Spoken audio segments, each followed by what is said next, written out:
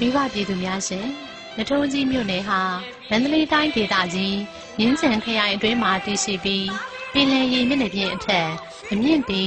955ပေတွင်တည်ရှိပါတယ်။မြင်းခြံမြို့နယ်နှင့်20မိုင်မန္တလေးမြို့နှင့်89မိုင်ကွာဝေးပါတယ်ရှင်။အကျယ်ဝန်းကတော့စတူယန်မိုင်ပေါင်း481.21စတူယန်မိုင်3,8968 ဧက